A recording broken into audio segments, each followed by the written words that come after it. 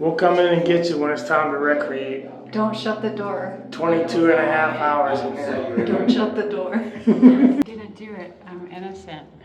I swear.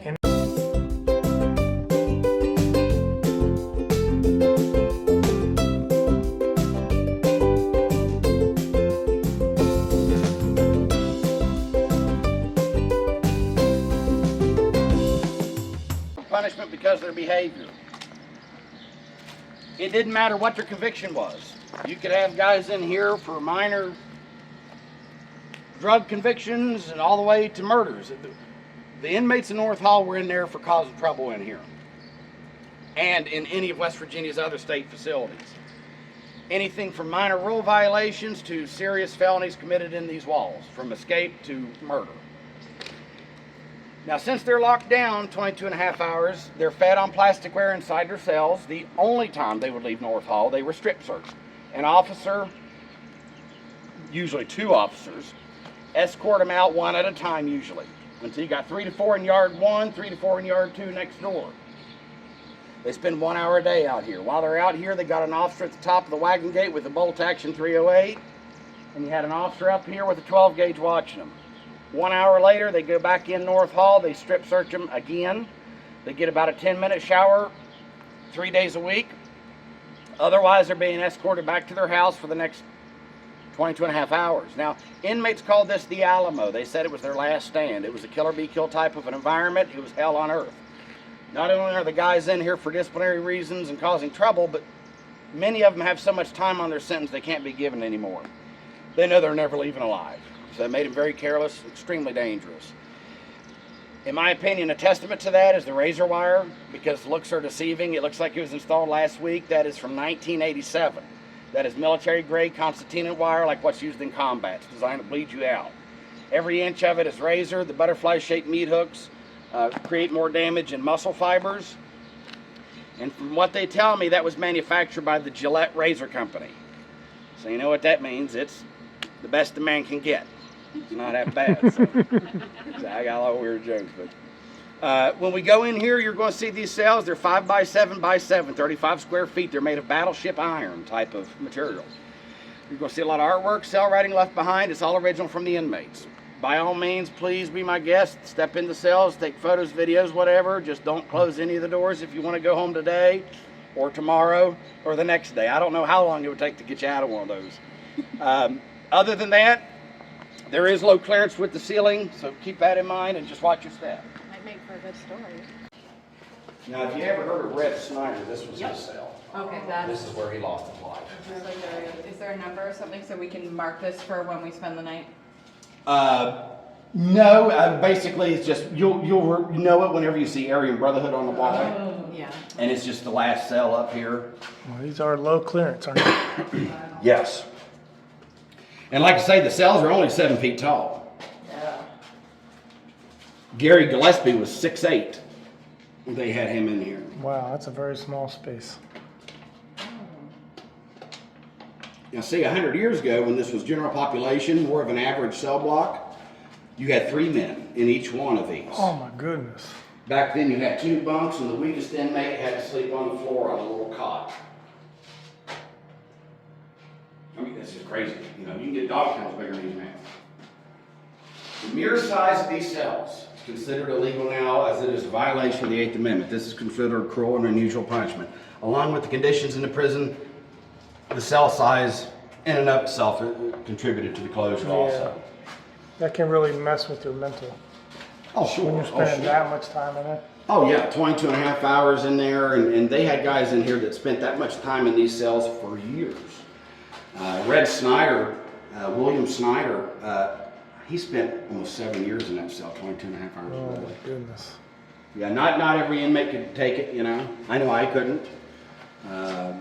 If you didn't go crazy first, you'd end up offing yourself, you know what I mean? And a lot of coarse stories and stuff like that went on in here. I mean, first looking at these, you think these are single man cells. You're saying 2 and 3 guys in there? Yeah, 100 years ago it was Oh like my that. gosh. In modern times it was only one. But I gotcha. yeah. That room got painted. Take a nap. Startled me there. I didn't realize you were in. I just in the shadow. I just seen a dark figure in there. Yeah, I mean. It especially startled me because January 2012. See the way down? We'll come in and get you when it's time to recreate. Don't shut the door. 22 and a half hours in here. Don't shut the door. That was home to a guy named Kenny Chance. In 1991, he was suing West Virginia almost 2 years, trying to be allowed permission once a month to have a black hooded robe, a dark room, a chalice, a sword, and a chicken so he can sacrifice for Oh, Satan. sour. Took him 2 years to tell him he couldn't bring the sword in a maximum security prison. Real sweetheart. He's at Mount Olive. He'll die there for a murder conviction. Yeah, there's a bunch of like 666 and all that, upside down pentagram, all that good stuff. Oh yeah. That's gonna be a fun place. Kelly, I'm gonna walk you one of these while we drive. No, I don't want to be Come on. Now, is there a difference in inmates that were on this floor versus ones on the second floor or third floor, fourth floor? Not necessarily, Okay. per se. So where we are is B block, street side is A block. Okay. So A block was your punitive segregation, so that's for your minor rule violations. This is administrative segregation, so this would have been for guys who committed felonies in prison. Oh. This particular floor, though, I will say was a little different. This first tier of B block was known as the animal tier, because not only are these guys in here for committing felonies in prison, but they are still actively aggressive. And that's one reason why you've got caging on the doors, mesh all around you. And of course, that's the same for all of this, but these guys would throw any bodily fluid that you can imagine on the officers. They would throw fire on them. They used to throw TVs, each other, colostomy bags down from the upper floors. It was a terrible place for anyone to be, but a very difficult, stressful environment for them to even try and control, you know. See, back in these days, they had tobacco. Now they got matchbooks. You know, they're starting fires left and right. The ceiling fans actually have that dark stuff on them. That's soot from the fires. Oh. Up behind the ventilators is some of it baked onto the walls. It looks like shadow, but it's just fire or smoke. Nowadays, something like this in a modern facility would likely be called the SHU, or Security Housing Unit, or RHU for restricted housing. Very similar to solitary with that exception that they are out, you know, for 1 hour a day and they get a couple showers a week. They look like little advertisements from like the Columbia House when you used to order the news. Is that what The record, yeah. Okay. Yeah, where you can send them in like little The stamps. little Columbia House stamps. Yeah. I want to see them. It's really cool. And this one, yeah. So in here, what you used to order from Columbia House, those are the little stickers. Oh, I remember those because we ordered CDs all the time. Yeah. Or tapes. Do I'm you, sorry, do you tapes. still owe? Do you still owe? Are they looking for you? Columbia House, probably. They're looking for. Well, they're gonna put you in this jail because you owe the money. Probably.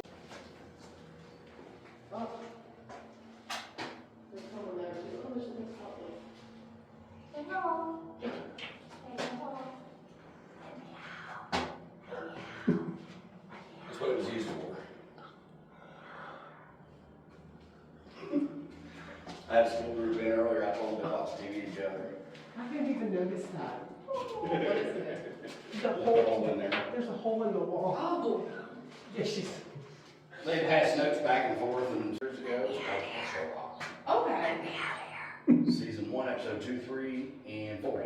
You'll recognize not just What do you scratch think they use this for? All right. I wonder. I wonder. What's the sus? Maybe those are for adult favors. Okay, yeah. If you watch the name in that cell. All right. I didn't do it. I'm innocent. I swear. Innocent till proven guilty, Madam Mayor. I swear it wasn't me. You're gonna get the electric chair. Please. Or would you please. prefer a hanging?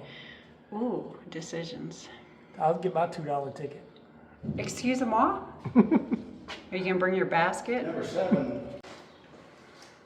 And this here they call a West Virginia palm tree.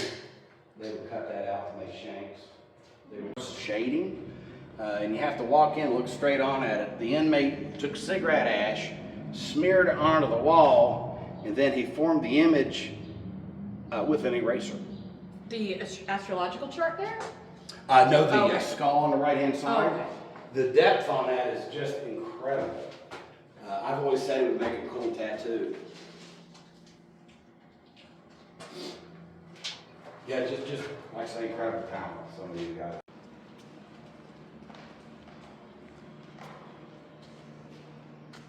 Is this kind of a general population area hangout, or is this? Well, this would have still been for these guys. This was what they called their day room. Okay. Basically, they would take their food cart behind me, wheel it to the dining hall, of course, at least 3 to 4 times a day, load it up, and they'd prepare their food trays on these tables, kind of like a staging area. Oh, okay. If the weather's real bad, I've been told they would let a couple guys in here for an hour of rec instead of taking them outside. And other than that, most of these guys went to the yard through the door at the very end of the unit. There's 2 square windows in the fence cage here over there where they use clothes and shoes through to be searched. As that's happening, another officer does the search itself. They have them open their mouth, wiggle their tongue, remove dentures if they had them, shake their hair off several times, they wiggle their ears, show the bottom of their feet, arms straight up in the air, turn slowly, bend over, cough. Not just razors, but packages of razor blades they would bring in here under their tongue. Hacksaw blades would be brought in under their belt, in their boots, sometimes in the soles of their shoes. Like I say, just crazy items brought in even crazier ways. Trust me, a lot of stories of that. But nonetheless, they bring them over after that. They set them down. When they have 4 inmates ready, they shower them 4 at a time in the cage over there, which is called the gang shower. It doesn't look like our showers at home, and it doesn't operate like them either. The plumbing is a 1/4-inch pipe on the top. Doesn't provide a lot of water before we're in, but the officer controls the temperature and pressure. You can use your imagination there. One officer told me if he had a guy in there that gassed him and threw feces in his face, he said he would watch him lather up, and as soon as he was soapy, he would turn the water off and make him go back to his house all soapy. So, on a real hot day, sometimes very hot water was turned on, very cold water on the coldest day of the year. It just depended on, whichever inmate had, made the officer mad that day. So,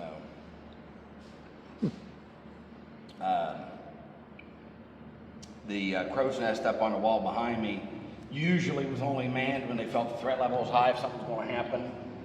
They had a guy up there for a couple weeks, his name was Oliver. He carried a .357 Magnum revolver. Well, he prided himself on his quick draw ability. So a lot of days he's up there, sitting there, and he'd say, "Hey, look at this," and his partners look up there and he's showing off. Well, he's doing that stuff one day, accidentally shot himself in his knee. Bullet went down his leg, came out sideways out of his ankle. He was on medical leave for a couple weeks, afraid that he wouldn't have a job to return to. Well, when he got back here, not only was Oliver promoted, but they put him in charge of the armory here. Yeah. I guess they figured he'd never do that again. I don't know. They thought he was the man for the job, so. And that's stark contrast from today's time. You won't see actual firearms inside the walls. It's all less lethal now. You have firearms in the towers and on the patrols outside, but none inside like what you see here. The gun ports and the gun cages, it was just, a thing of the past,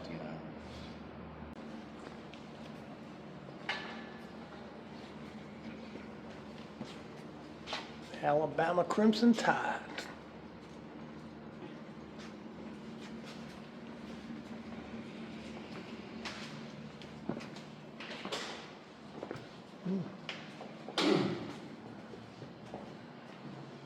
The 2 rooms right here on the left-hand side, that was the United States Post Office.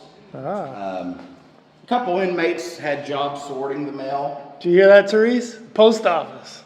Yeah, you want a job here?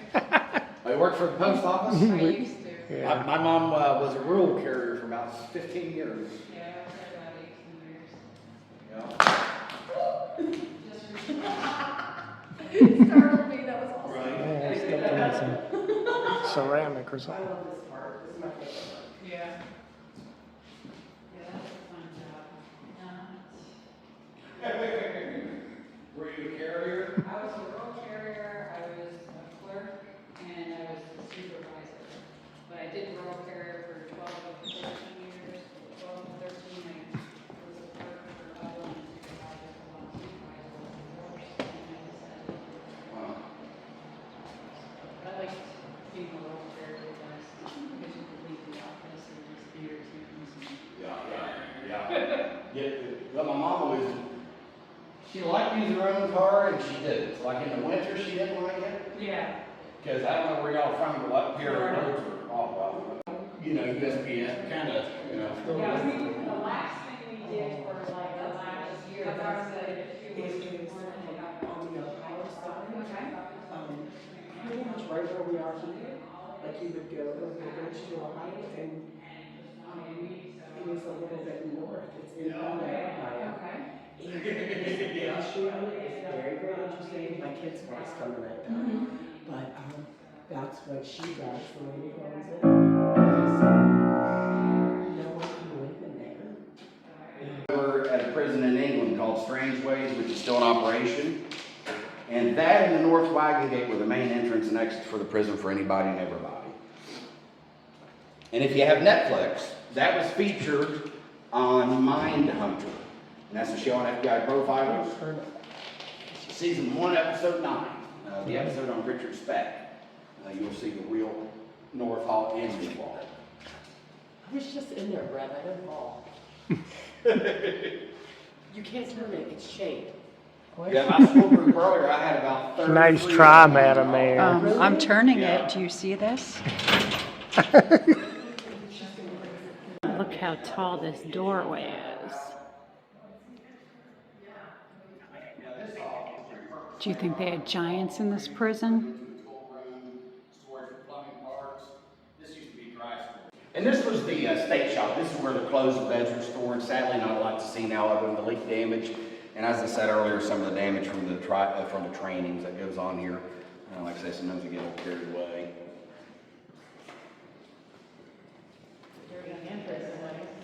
Yeah, there's another one over there. Love it.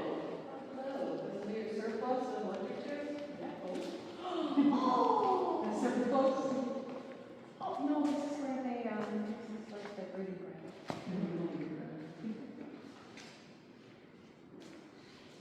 May I? I can see dust marks, brother. Yeah, those are some surplus electric chairs from the haunted house attraction. Oh, can I sit in it? Yes, sure. Yeah, by all means, but for some reason my boss thinks that's the best spot to store them. I can think of a lot, you know, a lot of things you can do. You can tell them. Anymore, it's just turned into a photo op spot, but I wish they would sell them because I'd probably buy one. I'd like to have that I would like delivered. it in my living room. I'll tell you how comfortable it is. In your mess of chairs. And when they made those, it's Any last wishes? a real thing. Lots of ghosts. Chicken noodle soup. Ooh, that does sound good. I am hungry. Really? Yeah. Is this like? Where are you from? Okay, yeah.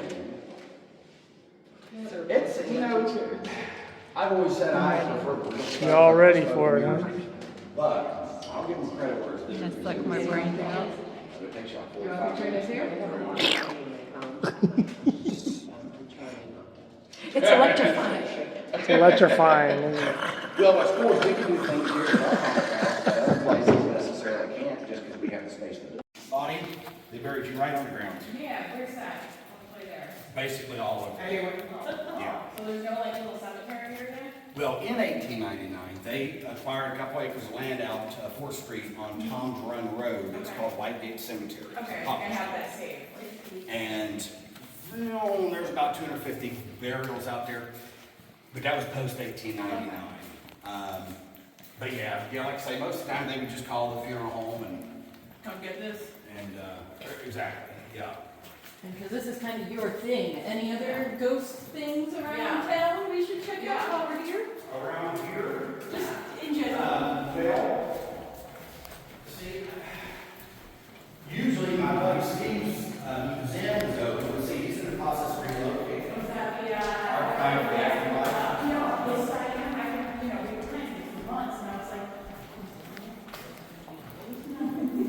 Yeah, he's in the process of relocating. Relocating.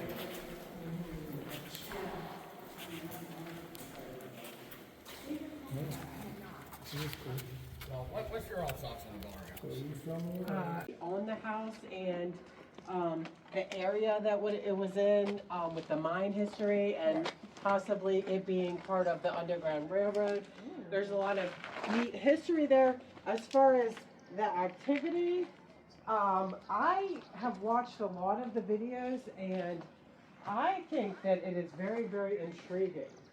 And the fact that Kristen Lee does protection over herself before she even goes back there, and she owns it. You know, I don't think that it's made up. I think it's real. But the history, I haven't been there myself, but I've watched a lot of shows about it, and See, people doing videos there. A lot of people that come do the overnights here, they will also go over there.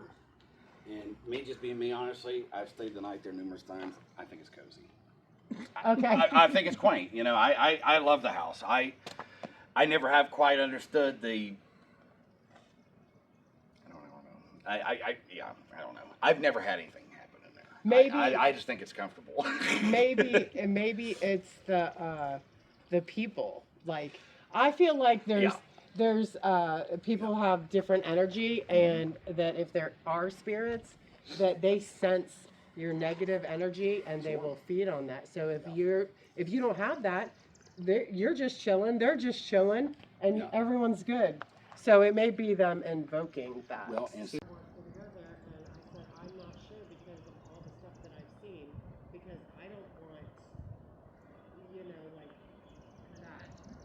Well, because I'm not going to say I'm one way or another, but you know, I kind of have weird things about me, and I don't want, you know. What? You know. Okay, so. So the criminally insane, there is a psych unit upstairs known as the SPU, and you will see that tomorrow night. Okay. They would only be able to really house 20, at most 30 guys up there. Most of the time, not exclusively, but most of the time they would send them down to West to the forensics unit. Okay, yeah. There wasn't a whole lot they could do for them here. Not that there was a whole lot they could do at Weston. Yeah. Yeah, and they had a lot of that up there. Yeah. A lot of nasty stories they'll probably tell you about up there. But of course, my buddy Chuck, who was an officer here, he told me stories at different times. He would literally watch the officers take inmates out of the psych unit and bring them out here to the yard and just let them wander around. That didn't always end up well. My buddy Maggie was out here working the yard one day, and they had a guy that was in here. Anyway, I won't say his name, but he was out here. And he was a guy they had to watch real closely because he would do weird things to himself. He would hurt himself and whatnot. But she's standing over there on the other side of the weight pile, and she noticed him walking around. I'll call him Dave. And she's seen him walking around the track. And she just facing that way, so she's seen him, walk over here, walk around.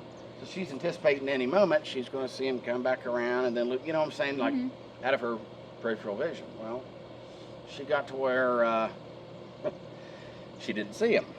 And she turned around. He was standing like 6 feet behind her. He had a razor in his hand. And she said something to him about, Dave, put that down. And he cut his arm open.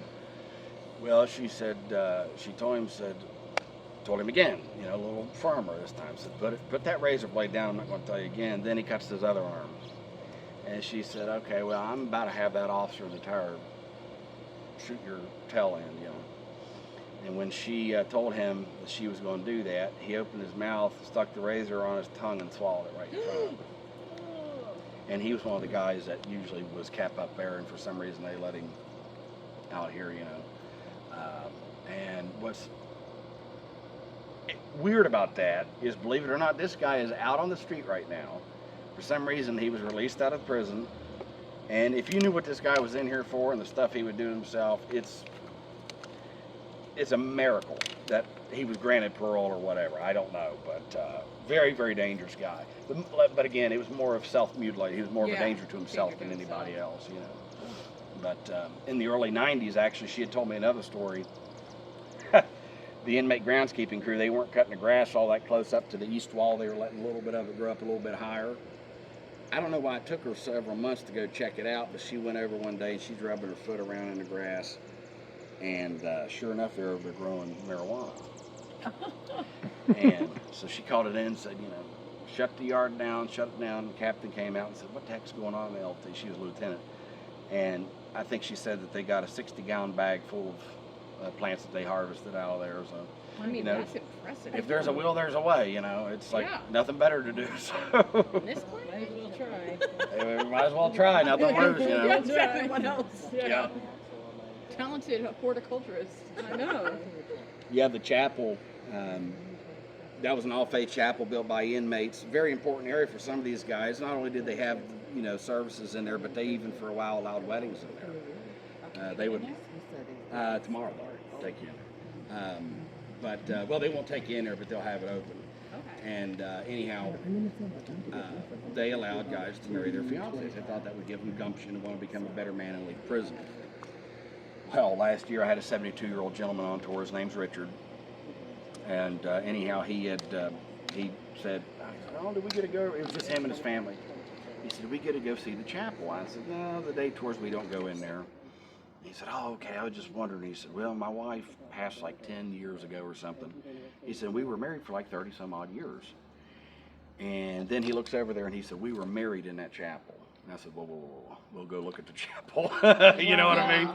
Because it was just so cool to let him see that. And he went in and he said, I remember so-and-so, some inmate was my best man standing right there. And, you know, it was just, like I say, it was an important area for a lot of them. They actually, for a while, allowed their families to come in and have service with them. And we'll just say they weren't always praying together. And it ruined it for everybody, so no more visitors for chapel. But like I said earlier, in 1991, Kenneth Chance was suing West Virginia, trying to be allowed permission basically to practice Satan worship in here and cut heads off of chickens and all this weird, freaky stuff, you know. Well, they had a compromise with him. I mean, they didn't, again, let him have a chicken and a sword, but they settled somehow and let them use that chapel. Well, I've read a lot of controversy about that here in the early 90s because when that was built in 1980, it was the local pastors association that donated $20,000 for the construction. Christian inmates here donated the rest, and they built it. So, like I say, there was a lot of drama about that back then. But yeah, like I say, important area for them nonetheless. Usually most of the services each week were Christian, whether it was, you know, Protestant, Catholic. They had some Muslim and Hindu services as well, so Jewish services. But actually the bathrooms, that used to look a lot different. When the inmates built those bathrooms, they were enclosed and walled off. And of course then they had a private bathroom on a maximum security yard, so it's not the brightest idea in the book, you know.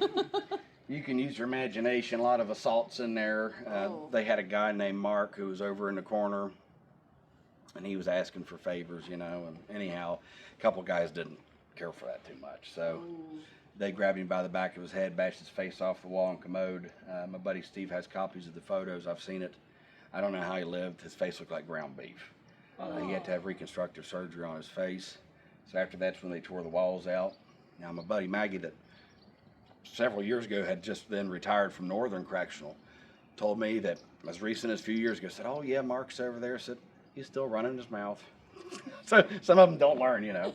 But now they had an indoor recreation room in the basement down here, and it was used on bad weather days. If it was below zero or thunderstorm, blizzard, whatever, they would take the guys in there, about 100 of them or so at a time, get them out of the elements for a little while.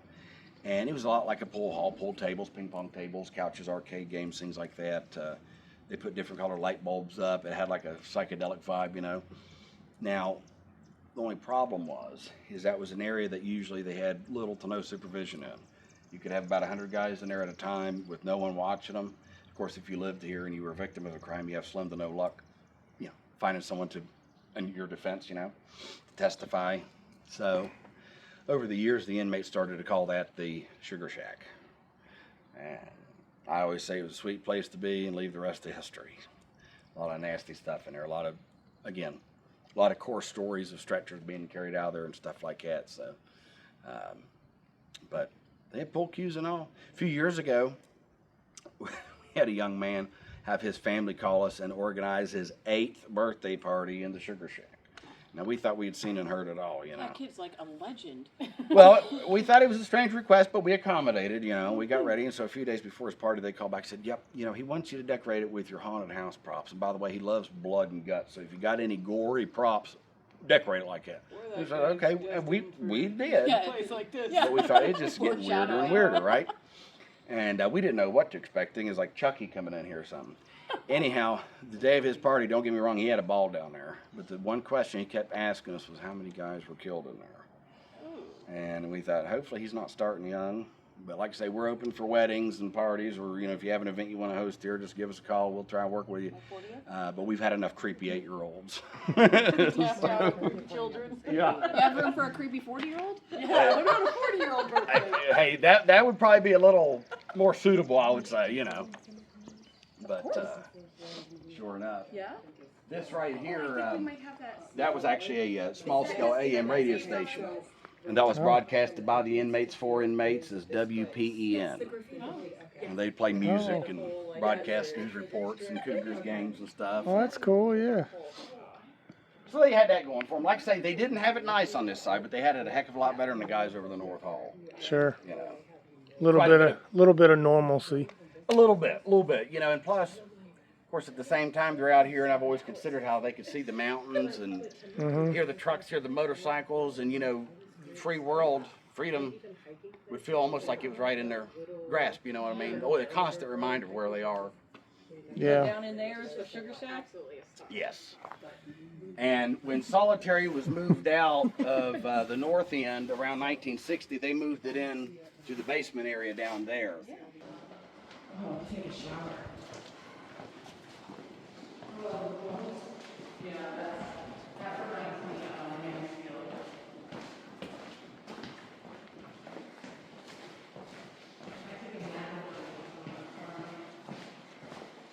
Now, if you happen to get close to the wall, just wipe your step before you jam.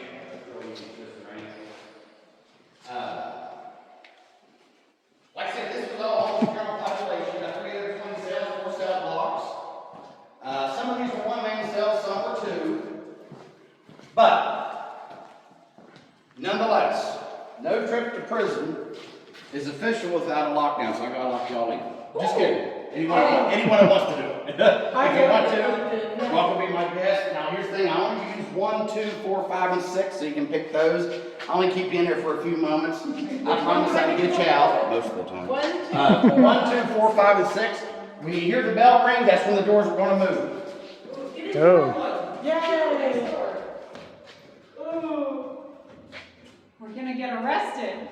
Oh no, Madam Mayor's arrested. We're getting sentenced now. There's your thumbnail. Madam Mayor gets arrested. We're getting Woo!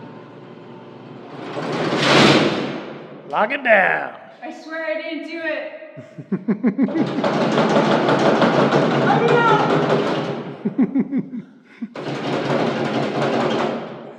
Help. Ooh, fresh meat, fresh meat. Are you gonna put some money on my books? We need snacks. Need some commissary? You going on the Green Mile? You gonna walk the Green Mile, Madam I Mayor? told you I'm not corrupt. You're not corrupt. The water's real good there in Otter Creek. It's gonna be real good here too. You got a cellmate. Yay, right next to the Madam Mayor. You wanna be my bunkie? Sure. You got any snacks? Little Debbie's. No payday bars? Maybe. Have to work a deal out. Special favors. Get your water turned back on. I don't even have a real bed in here.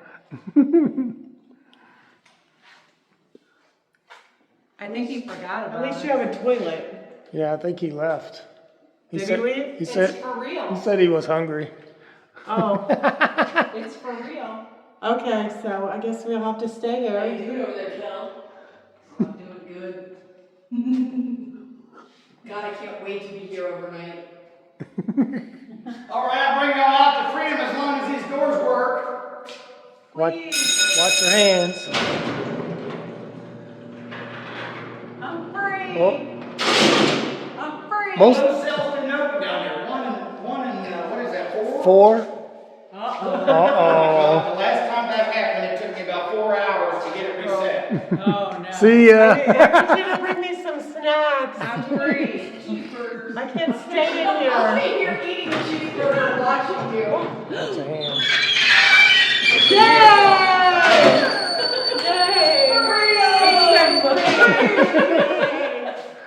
I told you I wasn't corrupt. I love it. This is so much fun.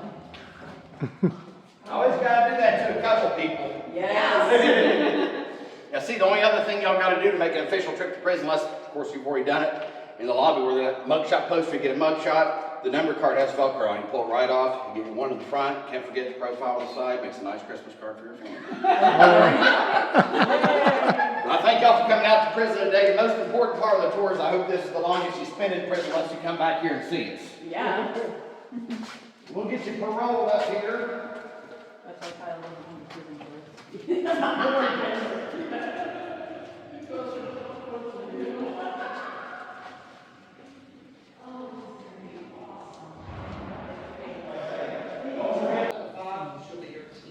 you do that, you can get a picture up here. These are all the people that have visited, that have made videos. Yeah. But this is all very interesting stuff.